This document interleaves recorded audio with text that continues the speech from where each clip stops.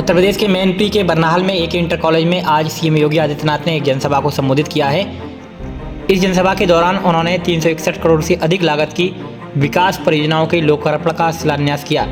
वे अपनी जनसभा में आयोजित भाषण के दौरान समाजवादी पार्टी पर जमकर प्रहार करते दिखे।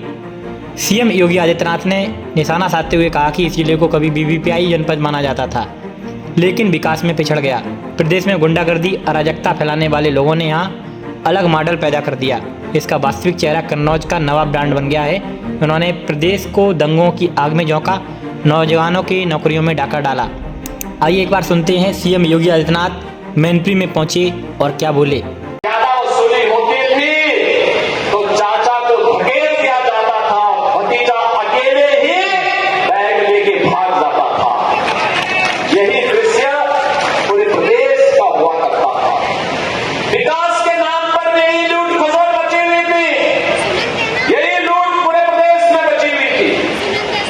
बहनों और भाइयों, इनको मैनपुरी की चिंता नहीं थी, इनको इटावा की चिंता नहीं थी, इनको स्वयं की चिंता थी।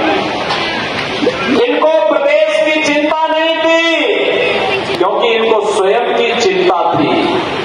और इसीलिए जब उनको लगा कि अब उत्तर प्रदेश सुरक्षित नहीं रहा, तो इन लोगों ने तो अपने लिए दुनिया के अलग अलग देशों में द्वीप खरीद लिए होंगे।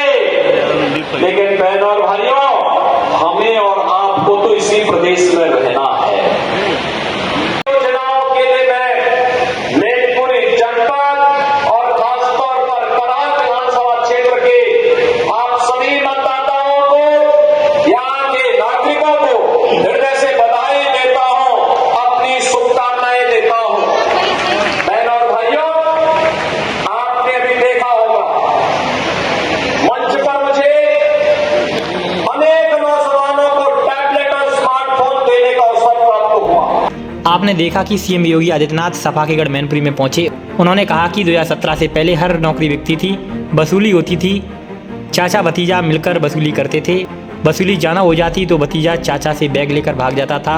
इनको मैनपुरी, इटावा, कन्नौज की चिंता नहीं थी। उन्होंने अपने अपने लिए अलग दुनिया, अलग द्वीप बनाए।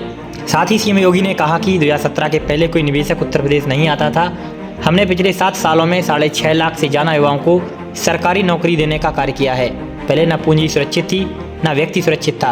अब हालात बदले हैं और आगे भी बीजेपी अपने विकास कार्य करती रहेगी। आप देख रहे थे मैनपुरी से सत्यन साकी की रिपोर्ट।